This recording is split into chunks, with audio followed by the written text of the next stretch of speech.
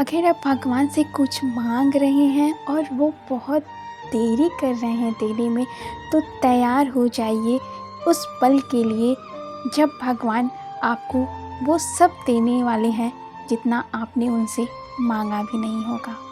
तो नमस्कार दोस्तों, आपका बहुत बहुत स्वागत है हमारे इस यूट्यूब चैनल इंस्पायरिंग बीट में। आशा करती हूँ आप सब बहुत अच्छे होंगे।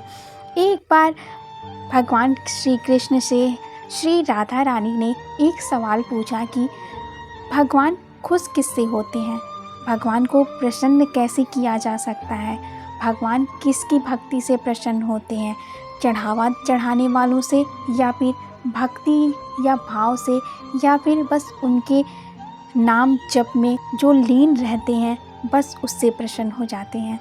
तो भगवान श्री कृष्ण मुस्कुराते हुए कहते हैं कि राधा रानी, मैं तुम्हें इस बात का जवाब दूंगा, लेकिन इससे पहले एक छोटी सी कहानी सुनाना चाहता हूँ। अगर तुम इस कहानी को ध्यान से सुनोगी तो तुम्हें समझ में आएगा कि भगवान किस चीज़ के भूखे हैं, भगवान को क्या चाहिए।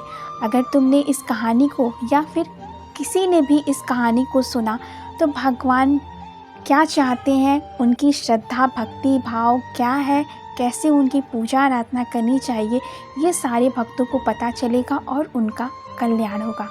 तो सुनो राधे, एक समय की बात है, काफ़ी पुराने ज़माने में एक सेठ रहता था। उसके वहाँ एक नौकर काम करता था। वो नौकर एक दिन सेठ से कहता है, सेठ जी मुझे कुछ दिन के लिए छुट्टी चाहिए, मैं जगन्नाथ जी की दर्शन करना चाहता हूँ।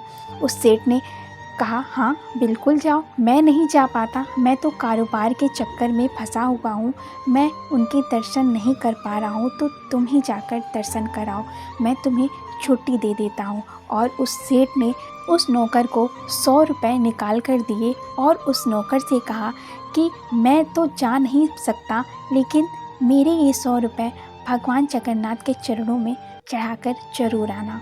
उस नौकर ने कहा, ठीक है, मैं ये पैसे ज़रूर चढ़ा के आऊँगा सेठ जी। और इतना करके वो वहाँ से चला जाता है। क्योंकि ये पुराने समय की कहानी है तो वो पैदल ही उस यात्रा पे निकलता है और पैदल ही यात्रा करते हुए आधे रास्ते तक पहुँच जाता है। तभी उसे रास्ते में कुछ संत और भक्तगण दिखाई देते हैं जो भगवान जगन्नाथ की जयकारे लगाते हुए जाते हैं। और उसमें से कुछ संत बहुत भूखे भी रहते हैं। इसके पास 100 रुपये थे और उसने सोचा क्यों ना मैं इस पैसे के उन संत भक्तों को कुछ भोजन करा दूं। और उस नौकर ने वैसा ही किया। उसने भोजनालय से 98 रुपये का यानी 98 रुपये का भोजन लिया और उन संत भक्तों को भोजन करा दिए। उस 100 रुपये में से 98 रुपये का उसने भोजन कराने के बाद 2 रुपये जो बचे थे उसने सोचा कि यही 2 रुपये मैं भगवान जगन्नाथ जी को चढ़ा दूंगा। और उसने वैसा ही किया। वह पहुंच गया जगन्नाथपुरी में और उसने भगवान जगन्नाथ जी का दर्शन किया, उनकी आराधना की और उनसे कहा, हे जगन्नाथ जी, मैं ये 2 रुपये आपको चढ़ा रहा हूँ, ये मेरी तरफ से नहीं, ये हमारे सेठ जी की तरफ से है जिन्होंने मुझे ये आपको चढ़ावा चढ़ाने के लिए दिया था, मैं आपको ये अर्पित कर रहा हूँ। इतना कह के दर्शन करके वह वहाँ से निकल गया। और उसी रात भगवान जगन्नाथ ने सेठ को दर्शन दिया, स्वप्न में उसको दर्शन दिया और कहा कि साहूकार, मैंने तुम्हारे 98 रुपये स्वीकार कर लिए जो तुम्हारे नौकर ने मुझे चढ़ाया था, मैं तुम्हारे इस पैसे को स्वीकार करता हूँ। इतना सुनते ही उसकी नींद खुली और उसने सोचा कि मेरा नौकर कितना वफादार है, उसने भगवान को मेरा दिया हुआ पैसा चढ़ा दिया।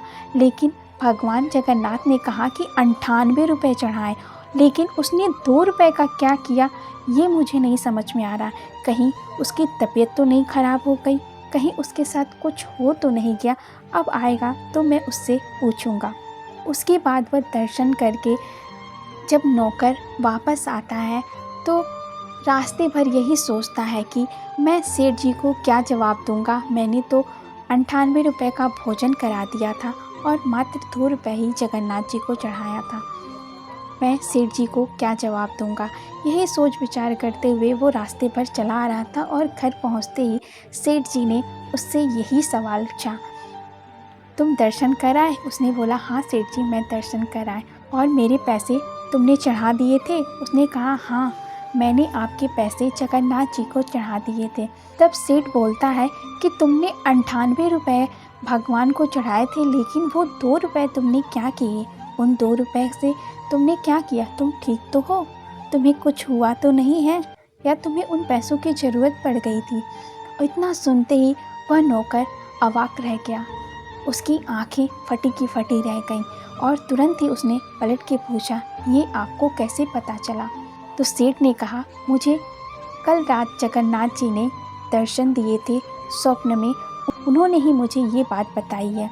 इतना सुनकर वह नौकर तुरंत बोलता है कि सेठ जी मुझे क्षमा कीजिएगा, मैंने जगन्नाथ जी को तो 98 रुपये के बजाय मैंने बस 2 रुपये चढ़ाए थे, और 98 रुपये का मैंने तो संत भक्तों को भोजन करा दिए थे, और वो 98 रुपये उन्होंने वो स्वीकार किए जो मैंने संत भक्तों को खिलाए थे, जबकि मैंने 2 रुपये उन्हें नगद चढ़ाया था। उन्होंने वो स्वीकार ही नहीं किया शायद, और उसका तो जिक्र ही नहीं किया आपको। मैंने स्वयं वो 2 रुपये उनके चरणों में चढ़ाए थे, उन्होंने वो स्वीकार नहीं किए। वो 98 रुपये स्वीकार किए जो मैंने संत भक्तों को खिलाए थे। तो श्री कृष्ण राधा रानी से कहते हैं कि राधे तुम्हें कुछ बात समझ में आई? राधा रानी कहती हैं श्री कृष्ण से कि जी हाँ मुझे समझ में आ गया। भगवान चाहते हैं कि आप जीव जंतुओं जिसमें आत्मा बसती है आप उनकी सेवा कीजिए, ना कि हमारे चरणों में लाके पैसे अर्पित कीजिए। आप उन्हीं पैसों को संत भक्तों गरीब दुखियों पर खर्च कीजिए, वो मैं स्वयं स्वीकार कर लूँगा। किसी के भी चेहरे पे अगर आप एक मुस्कान लाओगे तो भगवान आपके जीवन में खुशियाँ ही खुशियाँ भर देंगे। यही इस छोटी सी कहानी में बताई गई है। भगवान चाहते हैं कि आप दूसरों की मदद करें, उनकी सहायता करें, उनका ख्याल रखें, और इसी से भगवान प्रसन्न होते हैं, ना कि लाखों करोड़ों और हजारों चढ़ावे से। आजकल तो भगवान को भी खोज दिया जाता है, उन्हें खोज दिया जाता है जिन्होंने स्वयं हमारे घर को भरा है, और उनसे कहते हैं अगर हमारी ये मन्नत पूरी हो गई तो हम आपको इतने रुपए का चढ़ावा चढ़ाएंगे, हम इतने रुपए का दान करेंगे, हम इतने रुपए का भोग चढ़ाएंगे या कुछ चढ़ाएंगे, या तरह तरह की मन्नतें मांगते हैं। आप उनको क्या चढ़ाएंगे जिन्होंने स्वयं आपके घर को भरा है? आप अपने कर्मों से अपने पैसों को अच्छी जगह यूज़ कीजिए। किसी गरीब दुखिया को अगर आप मदद करते हैं तो भगवान ऊपर से देखता है, कभी न कभी आपकी झोली वो अवश्य भरेगा। अगर आपसे कोई गलती हो गई हो, त्रुटि हो गई हो, अगर आप एक अच्छा कर्म कर देते हैं, किसी की मदद कर देते हैं, तो भगवान उस पाप को भी काट देता है। तो इस वीडियो में बस इतना ही। आशा करती हूँ आपको आज की वीडियो अच्छी लगी होगी और आप सभी का मदद करेंगे और सभी के चेहरे पे एक मुस्कान लाने की ज़रूर से कोशिश करेंगे। भगवान इसी से प्रसन्न होंगे, ना कि और किसी दान आदि से। भगवान के चरणों में चढ़ाने चढ़ावा से वो कभी नहीं खुश होंगे। तो इस वीडियो में बस इतना ही। अगर आप हमारे इस चैनल पर नए आए हैं तो हमारे इस चैनल को लाइक और सब्सक्राइब ज़रूर से कर दीजिएगा और बेल आइकन को प्रेस कर लीजिएगा, ताकि आपको हमारी वीडियोस के नोटिफिकेशन मिलते रहें। तो मिलते हैं नेक्स्ट वीडियो में एक नई कहानी के साथ, एक नई प्रेरणा के साथ, एक नई ऊर्जा के साथ। तब तक के लिए अपना ध्यान रखिए और कमेंट बॉक्स में जय श्री कृष्णा, जय श्री राधे राधे और हर हर महादेव लिखना ना भूलिएगा।